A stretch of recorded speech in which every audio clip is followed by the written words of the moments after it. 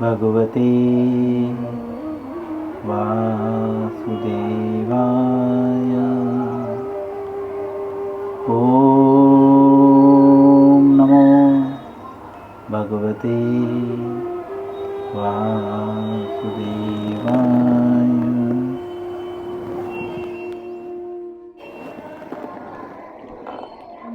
श्री कृष्ण लीलामृत पुरुषोत्तम भगवान, अध्याय 35। अध्याय का नाम है गोपियों का वियोग। पैराग्राफ चौथे पैराग्राफ का हम शुरुआत करेंगे, है ना। दूसरी गोपी बोली। बहुत सारी गोपियां हैं, तो एक गोपी ने जो बोला हमने पढ़ लिया। अब दूसरी गोपी बोली। क्या बोली? हे सखियां। बहुवचन है, बहुत सारे लोग हैं, इसके लिए हे सखियां यहाँ शब्द प्रयोग हो रहा है। सखी मतलब एक वचन, सखियां मतलब बहुवचन। शुद्ध भाषा में सखियां कहते हैं। लड़कियां अपनी फ्रेंड्स को सखियां कहती हैं और लड़के अपने फ्रेंड्स को मित्र कहते हैं, बंधु।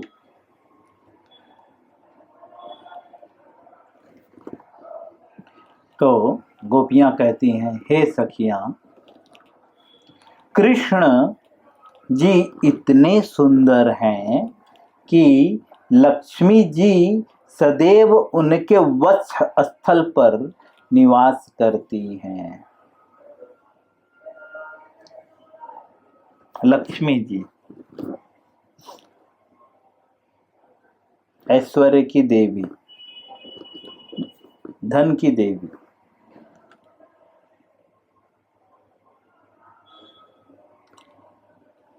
तो लक्ष्मी जी जो है भगवान के वक्ष स्थल पर निवास करती हैं और वे गले में सदैव सुनहरी माला पहने रहती हैं। कौन? वे गले में, वे मतलब गोपियां, लक्ष्मी जी सुनहरी माला पहनी रहती हैं। सुंदर घनश्याम अनेक भक्तों के हृदयों को जीवित करने के लिए अपनी बंसी बजाते हैं। प्रभुपाद जी कहते हैं सुंदर घनश्याम। भगवान को घनश्याम भी कहते हैं क्योंकि उनका शरीर जो है श्याम वर्ण का है। घन मतलब बादल, बादल में जो श्याम वर्ण आता है उस तरह का। तो कहते सुंदर घनश्याम, सुंदर बादल जैसा भगवान का शरीर है। तो भगवान क्यों बांसुरी बजाते हैं? बोलते हैं अनेक भक्तों के हृदयों को जीवित करने के लिए। यहाँ पे जीवित शब्द प्रयोग किया गया है।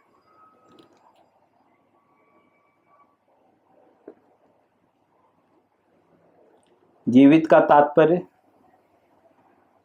इसका तात्पर्य है कि भगवान वंशी न बजाएं तो भक्त मृतक की तरह हो जाते हैं।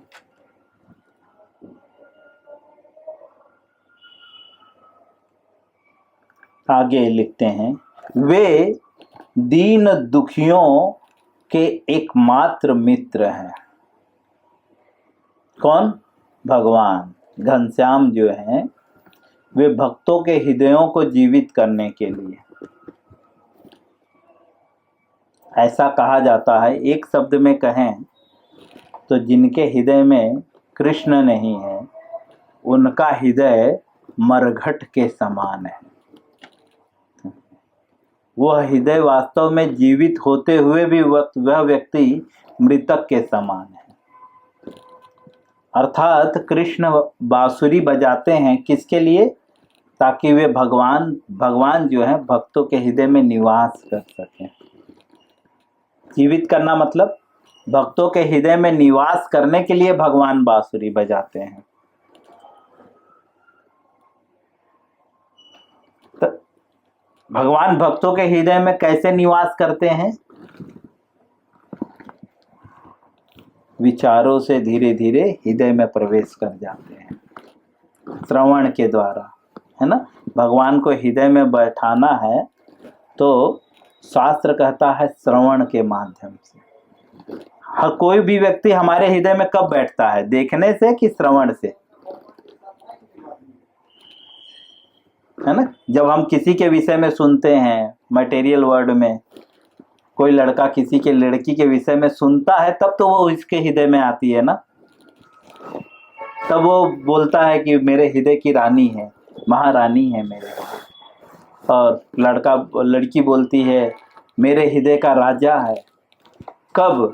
जब वह लड़का उस लड़की के विषय में सुनता है और वो लड़की उस लड़के के विषय में सुनती है।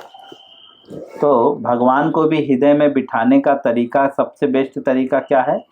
श्रवण के द्वारा। इसीलिए भगवान जब बांसुरी बजाते हैं तो बांसुरी की ध्वनि जो है पिछले पैराग्राफ में हृदय में, कानों के द्वारा हृदय में प्रवेश करती है। और फिर वह बांसुरी की ध्वनि का प्रभाव क्या है?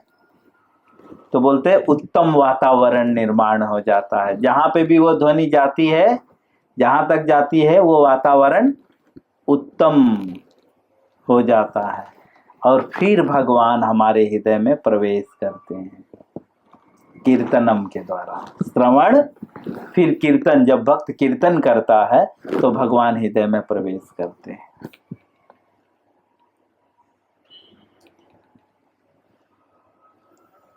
दीन दुखियों के एकमात्र मित्र हैं भगवान। दीन और दुखियों के मित्र हैं। तो हम यहाँ पे क्वेश्चन मार्क कर सकते हैं कि इतने सारे दीन दुखी हैं तो उनका क्या? भगवान उनकी क्यों सहायता नहीं कर रहे हैं? क्योंकि मित्र है ना। वास्तविक मित्र कौन है? जो अपने मित्र की सहायता करे, है ना। लेकिन भगवान यहाँ पे क्यों सहायता नहीं करते?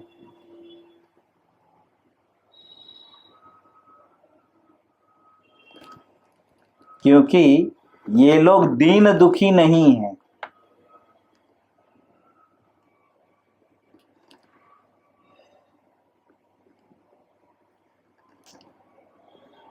दीन जो है उर्दू शब्द, ऐसा मुझे प्रतीत होता है। दीन का एक तात्पर्य धर्म भी होता है। दीन बंधु बोलते हैं। दीन का तात्पर्य धर्म भी होता है। तो दीन दुखियारो के जो है एकमात्र दीन दुखियारो, दुखी मतलब जो दीन से विहीन है। दरिद्र और गरीब को भी बोलते हैं। दरिद्र को भी बोलते हैं, दरिद्र को भी दीन कहते हैं। लेकिन दरिद्र का मतलब पैसे से दरिद्र नहीं। व्यक्ति दरिद्र कब होता है? क्या उसके पास पैसे कम है?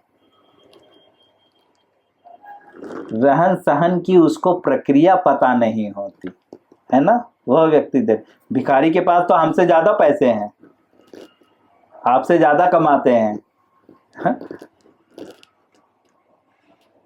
तो वो दरिद्र नहीं है। दरिद्र मतलब जिसमें दया नहीं होती वो दरिद्र होता है। दया इद्र, जो दया से वंचित होता है उसे दरिद्र कहते हैं। दया किसमें नहीं होता? स्वयं पे भी दया नहीं करते ना। वे लोग इतने दरिद्र हैं कि स्वयं पे भी दया नहीं करते। पैसे को लॉकर में रखते हैं लेकिन कपड़े नहीं खरीदते। तो स्वयं पे भी जो दया नहीं करते, ऐसे व्यक्ति को दरिद्र कहते हैं। दूसरे की तो बात अलग। इसीलिए शास्त्र पहले कहता है आत्म आपन जीवन सार्थक करी कर परोपकार। अपना जीवन सार्थक करो, बाद में परोपकार करो।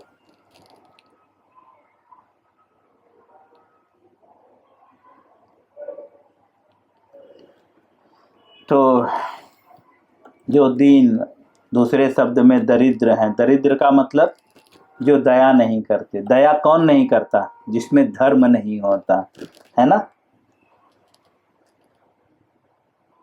जिसमें धर्म नहीं होता वो दया नहीं करता, क्योंकि धर्म ही दया सिखलाती है। धार्मिक व्यक्ति ही दयालु होता है ना। तो दूसरे शब्द में जो धर्म से हीन है उसे दीन कहते हैं। क्लियर? तो जो दीन दुखियारे हैं, अर्थात जो धर्म से वंचित हैं, ऐसे लोगों के भगवान एकमात्र मित्र हैं। दूसरे शब्द में श्रील प्रभुपाद जी समझाना चाहते हैं कि वे ही आपका हेल्प कर सकते हैं किसी भी कंडीशन में, और कोई आपकी सहायता नहीं कर सकता। क्योंकि जब भी कोई तकलीफ में होता है तो किससे सहायता मांगता है? अपने से ही तो मांगता है ना। मित्र को फ़ोन करता है, अरे यार ऐसा ऐसा प्रॉब्लम है। तो भगवान आपको याद दिला रहे हैं, जो भी दीन है, जो दरिद्र है, उनको याद दिला रहे हैं, अरे तुम्हारा मित्र तो कृष्ण है, तुम इधर उधर क्या मांग रहे हो? ये गधे लोग से क्या मांग रहे हैं? इनसे मांगने की बजाय किसके पास जाओ? मित्र के पास जाओ, क्योंकि मित्र आपकी सहायता करेगा। प्रभुपाद जी याद दिलाना चाह रहे हैं। तो इसीलिए कह रहे हैं वे दीन दुखियों और दुखियारों के एकमात्र मित्र हैं, और कोई उनका मित्र नहीं है। लेकिन मित्र के पास जाना पड़ेगा ना। हम तो क्वेश्चन तो कर दिए कि भगवान दीन दुखियारों के मित्र हैं, तो मित्र के पास जाने के लिए क्या करना पड़ेगा? प्रक्रिया है ना मित्र के पास। कृष्ण जैसे मित्र के पास जाने के लिए एक प्रक्रिया है ना। ऐसे ही नहीं पहुंच जाओगे, गाड़ी लेना पड़ेगा ना आपको, आपके घर से निकलना पड़ेगा।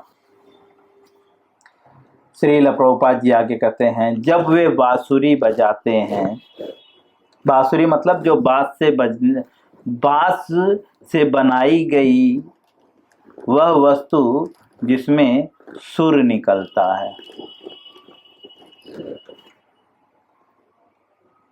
सात प्रकार के सुर हैं, सा रे गा मा पा धा नी सा, है ना। इसे सुर कहते हैं। तो बांसुरी,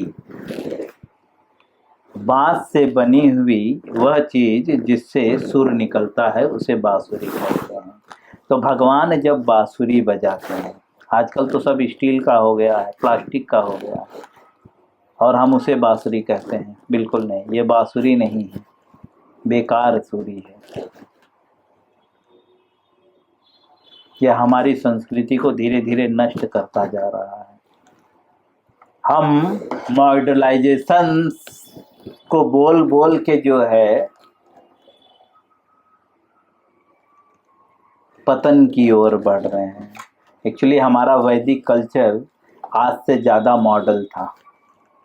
आज आपको आधा किलो का फ़ोन लेकर घूमना पड़ता है, ठीक है। हमारा मॉडल कल्चर ऐसे था कि बस यहाँ से बैठे बैठे सर्वदेव प्रभु से बात करना है, तुरंत कनेक्शन हो जाता था।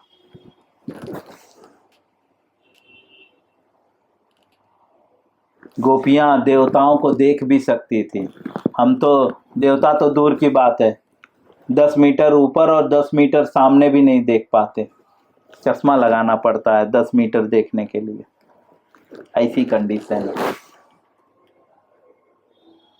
लेकिन हमने पढ़ा पिछले पैराग्राफ में, गोपियाँ स्वर्ग के देवताओं को भी देख रही थी, और इतना तक देख रही थी कि वो क्या कर रहे हैं। इतनी दूर दृष्टि थी। कारण कृष्ण। जब आप सब कृष्ण के भक्त बन जाएंगे, जब कृष्ण के माध्यम से जो है भक्तों के पद चिन्हों पे चलेंगे, जब गुरु की आज्ञा से गुरु मुख पद्म वाक्य चिते ते करिया आय के आर न करिया मन आशा, इस प्रकार जब आप गुरु के मार्गदर्शन में चलेंगे तब धीरे धीरे आप भी मनुष्य तो क्या देवता भी आपको दिखाई देने लगेंगे। यह प्रमाण है। तो जब भगवान बांसुरी बजाते हैं, विषय पे आएंगे, तो वृंदावन की सारी गायें तथा पशु चारा चबाना छोड़कर मुंह का तीर्ण मुंह में ही रखे रह जाती हैं। जब भगवान बांसुरी बजाते हैं तो बता रहे हैं गोपियों की क्या स्थिति हुई वो बता दिए, वातावरण की क्या स्थिति हुई वो बता दिए। वातावरण क्या हो जाता है? उत्तम हो जाता है। ठीक है। और बताते हैं देवताओं की क्या स्थिति होती है, तो देवता भी लज्जित हो जाते हैं और जहां तहां विमान से विचरण करते करते स्तंभित हो जाते हैं, जगह पे ही खड़े हो जाते हैं। देवताओं के विषय में बता दिए। अब गऊ के विषय में बता रहे। गऊ की क्या हालत होती है जब भगवान बांसुरी बजाते हैं? तो बोलते हैं कि वह चारा जो चबाती रहती है ना, तो तीर्ण मुंह में धरी की धरी रह जाती है, मतलब मौन हो जाती हैं गायें। ऐसे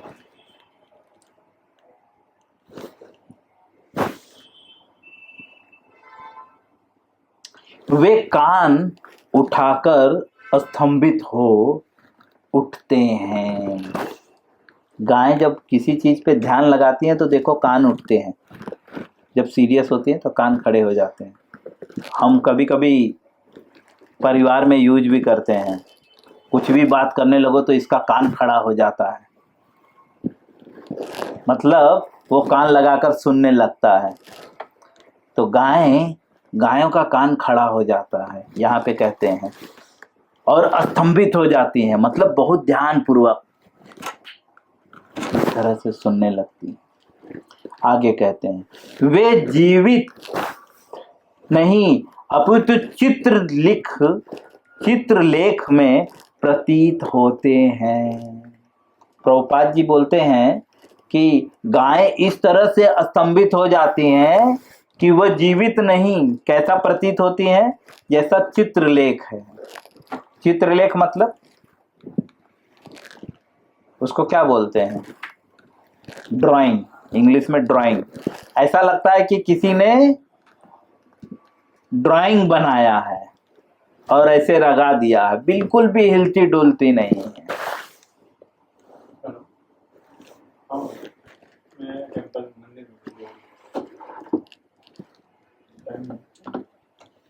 आगे लिखते हैं श्री कृष्ण का वंशी वादन इतना मोहक है कि पशु तक मोहित हो जाते हैं। प्रभुपाद जी कहते हैं भगवान का जो है वंशी वादन, बंसी बजाने, वादन मतलब बजाना, इतना मोहक है। मोहक मतलब मन को हरने वाला, कि पशु तक मोहित हो जाते हैं। हम लोगों का तो कुछ कहना ही नहीं। ऐसा प्रभुपाद जी कह रहे हैं कि हम लोगों का कुछ कहना ही नहीं, मतलब हम लोग की कल्पना भी नहीं कर सकते। एक शब्द में श्रील प्रभुपाद जी यहाँ पे यह सब बताना चाहते हैं कि अगर आप कृष्ण को अपना मित्र बनाना चाहते हो तो स्वयं को दीन मानना होगा। समझे? दीन का एक तात्पर्य होता है कुछ भी मैं नहीं जानता, मूर्ख हूँ। भगवान के सामने विद्वान बन के नहीं जाना, क्योंकि भगवान दीन दुखियों के एकमात्र मित्र हैं और किसी के मित्र नहीं। जो स्वयं को बुद्धिमान मानता है, जो स्वयं को बहुत ग्रेट मानता है। जैसा कि कुछ समय पहले गोपियां गर्वित हो गई थी, अरे हम तो बहुत ग्रेट हैं, भगवान का स्पेशल हमें सानिध्य प्राप्त हो रहा है। भगवान इमीडिएटली चले गए। आपको दीन बनना पड़ेगा, दीन दुखियारा बनना पड़ेगा अगर आप भगवान को अपना मित्र बनाना चाहते हैं। मैं यहीं पे विराम करूंगा। इसके आगे का पैराग्राफ कल पढ़ेंगे। हरे कृष्णा।